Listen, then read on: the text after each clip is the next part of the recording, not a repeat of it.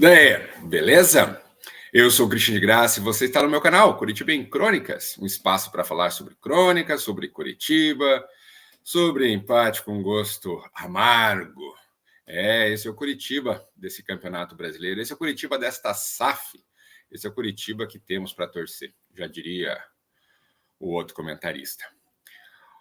Então, Curitiba que enfrentou o Vila Nova no Couto Pereira neste sábado à tarde, na expectativa de voltar a vencer, de continuar com uma grande campanha em casa, acabou tropeçando.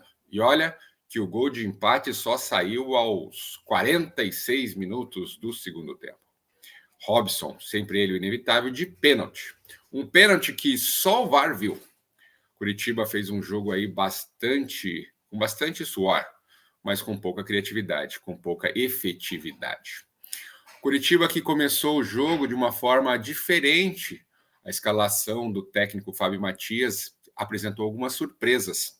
Ele tirou Leandro Damião, colocou Brandão, tirou o Figueiredo, colocou Robson, fez um meio-campo, não tinha já aí o Lucas Ronier, colocou o meio-campo com 3 volantes, Morelli fazendo mais um homem de ligação, mas o Curitiba não conseguiu se impor, mesmo em casa, mesmo com o apoio da torcida. Curitiba teve muitas dificuldades.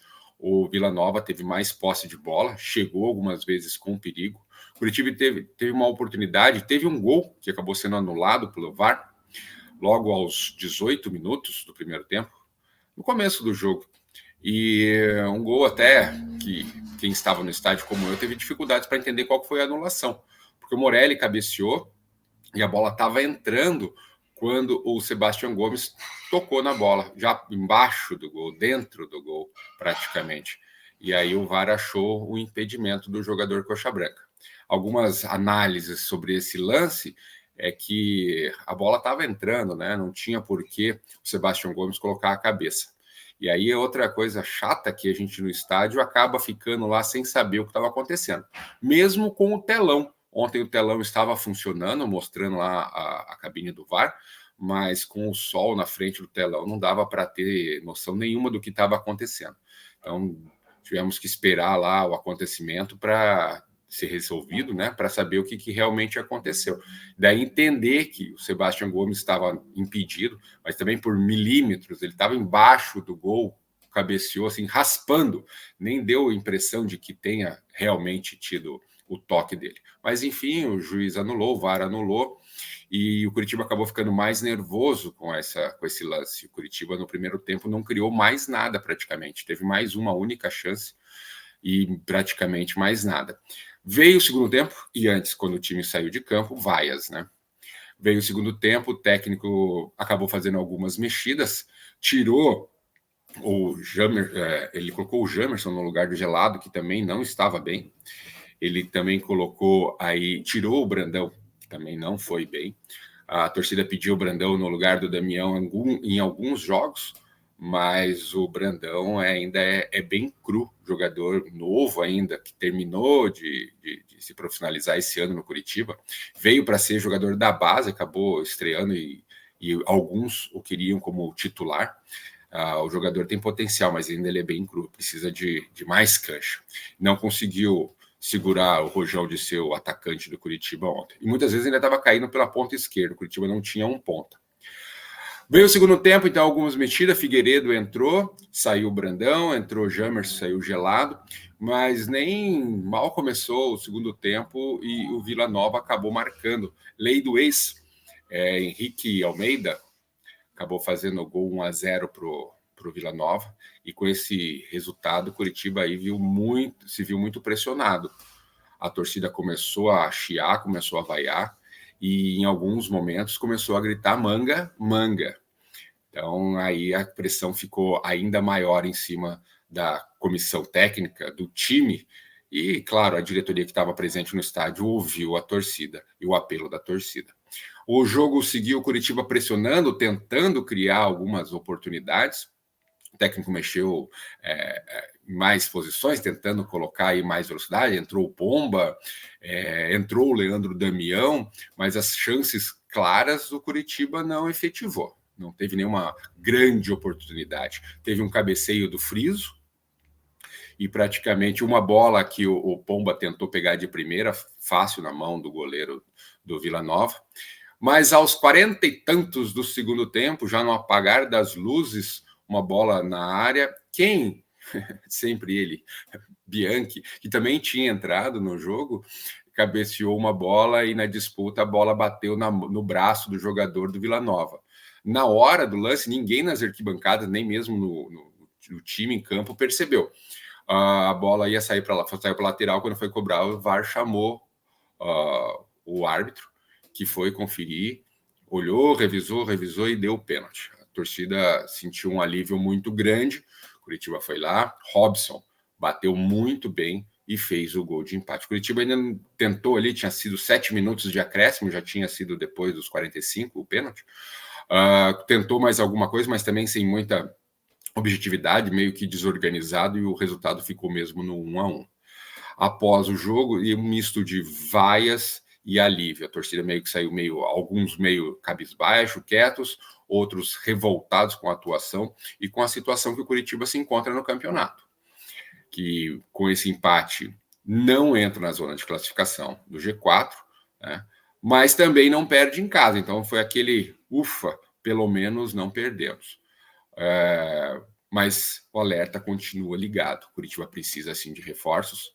O técnico se viu ali em uma situação bem complicada quando olha para o banco, não tem muitas opções. Curitiba não tinha um homem de criação ontem para minha cancha, não tinha uma peça que pudesse mudar o jogo.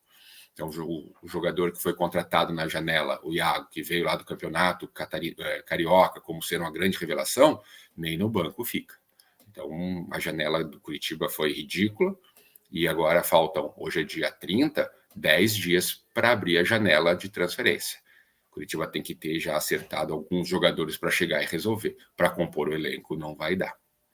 Séria crise de relacionamento entre torcida e diretoria, que pediu aí manga durante o jogo, e parece que estava agendado uma reunião entre SAF e os diretores para tratar sobre o caso Manga, com o staff do Manga. Segundo informações que os repórteres setoristas do Curitiba publicaram em suas contas no Twitter, essa reunião teria sido desmarcada. Então temos que aguardar para ver que fim vai dar essa novela. Lembrando que faltam aí praticamente 25 dias para que o Manga termine a sua pena, e daí estaria liberado. Então, muita confusão e desinformações em relação a esse caso, que a torcida vai ter que aguardar. Quem sabe um final feliz. A torcida em enquetes aí também nos grupos do Coxa, em rádios, em aplicativos, aí, enfim, os dados são bem favoráveis à permanência do Manga pela torcida. Agora basta saber se a diretoria, se os diretores do Curitiba, os diretores de futebol do Curitiba vão segurar esse rojão e tentar reintegrar o Manga para ajudar o time. Quem ontem, depois do jogo, também foi desligado do Curitiba foi o ex-técnico, né? O auxiliar técnico permanente da casa, James Freitas, que, segundo o comunicado do Curitiba, teria recebido uma proposta irrecusável e está deixando o Curitiba. Aguardemos aí para ver onde que ele vai pintar. Algumas fontes também de bastidores lá dizem que era incompatibilidade de pensamentos com a comissão técnica, com a direção. Eu acho até meio difícil, porque ele trabalhou já no Atlético mesmo com o Paulo Autuori, enfim. Vamos ver aonde o James Freitas vai jogar, vai treinar, né? Isso que é uma grande oportunidade para ele. Então, hoje tem continuidade o Campeonato Brasileiro da Série B e alguns jogos podem definir aí uma queda do Curitiba na tabela de classificação. Curitiba que empatou ontem 1-1 e, neste momento, antes dos jogos desse domingo, está na 7ª colocação, pode perder até 3 posições. Abrindo a tabela aqui para conferir certinho os jogos, falar certinho sobre os jogos de hoje. O Vila Nova, que poderia, e em algum momento do jogo estava vencendo, estava assumindo a liderança do Brasileiro, voltou para a 4ª colocação. Ontem, Curitiba, então, em Vila Nova, 1-1. Botafogo e Sport também 1-1. Bom resultado para Curitiba, que segurou um pouquinho o Sport. Ceará, que venceu o Ituano por 4-2. E hoje, mais alguns jogos, Avaí e Amazonas. o Avaí que está na frente do Curitiba. O Operário joga lá em Belém do Pará contra o Paysandu. O Operário também está na frente do Curitiba. Guarani e Ponte. Ponte tem 15 pontos. Se vencer o Guarani, que está lá embaixo, é o Lanterna, pode encostar no Curitiba. Santos e Chapecoense. O Santos também está na frente do Curitiba nesse momento. E mais CRB e Brusque. Os dois estão atrás do Curitiba. Não passariam também o Curitiba. E amanhã, daí teria Goiás e América. Se o Goiás vencer, retoma à frente do Curitiba. O América ainda é o líder do campeonato. Outro jogo interessante é Novo Horizontino e Mirassol. O Novo Horizontino também, se vencer, passa o Curitiba. Então o Curitiba pode terminar aí na 11ª colocação se todos os resultados forem ruins para o Verdão. E aí, essa semana, preparação aí, o técnico James Freitas na coletiva falando que será a primeira semana que ele terá uma semana inteira para treinar. Semana passada faltou um dia para ser uma semana, né? Na outra também faltou um dia. Tempo de treinamento não tem faltado. Tem faltado, acho que, muita qualidade no elenco e um algo mais para esses treinamentos. Muitos torcedores ontem no estádio relatavam ali o fato do Curitiba estar parecendo o mesmo time do Guto Ferreira. Eu até falei isso numa crônica há alguns dias, porque era só bolas longas, só bolas lançadas, aquela jogadinha chata do goleiro tocando para os laterais e para os zagueiros ali, vai e volta, e de repente é um bicão para frente e tenta um lançamento. Curitiba, basicamente, é só esse tipo de jogada. Isso o Guto já fazia. Não sei por que trocaram, eu sei por que trocaram o Guto, é uma piadinha. Mas eu não sei por que trocou o Guto pelo James, foi pelo James e agora pelo Fábio Matias. É o mesmo DNA, as mesmas jogadas, a mesma postura, o mesmo time que fica atrás tentando roubar a bola para sair no contra-ataque, não tem o contra-ataque porque não tem velocidade, acaba fazendo lançamentos longos, e o mesmo time que coloca 11 jogadores na grande área para os escanteios defensivos, que vai para o escanteio ofensivo e faz jogadinha de tirar a bola da grande área para tentar lançá-la, e acaba tomando o contra-ataque, como foi ontem. Então, não houve evolução nenhuma na troca de comando técnico do Curitiba nesses primeiros jogos.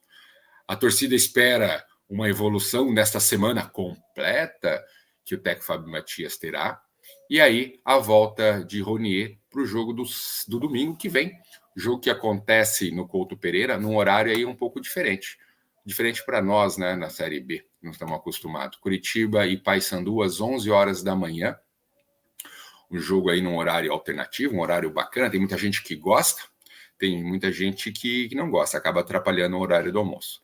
Mas para quem está em casa fazendo churrasquinho é legal, e quem vai para o estádio também é um horário diferente, já chega em casa já pronto pro churrascão, tem que deixar alguém preparando churrasco. No meu caso, não vai ter churrasco domingo que vem, não, porque eu não deixo a mulher pegar na minha churrasqueira, né? Senão, vou perder o posto de churrasqueira em casa.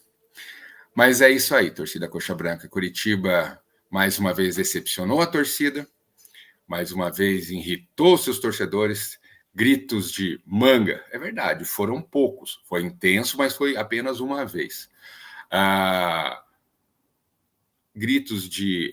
Teve um fato bacana nas cadeiras, que alguns torcedores começaram a gritar moral, bons costumes, ordem, fazendo piadinha com o Paulo Autuori. Mas, enfim. Curitiba vive sua sina na Série B. Vamos ver o que acontece nessa semana, o que se esperar, o que podemos esperar para que no próximo domingo Curitiba, quem sabe, consiga aí a reabilitação, engrene no campeonato e faça um campeonato tranquilo, voltando para a primeira divisão. Até porque, com os times que estão na zona de rebaixamento da Série A, permanecer na Série B vai custar caro, porque ano que vem gigantes para a Série B. E nós, coxas, não queremos estar na Série B. Nem ano que vem, nem nunca mais.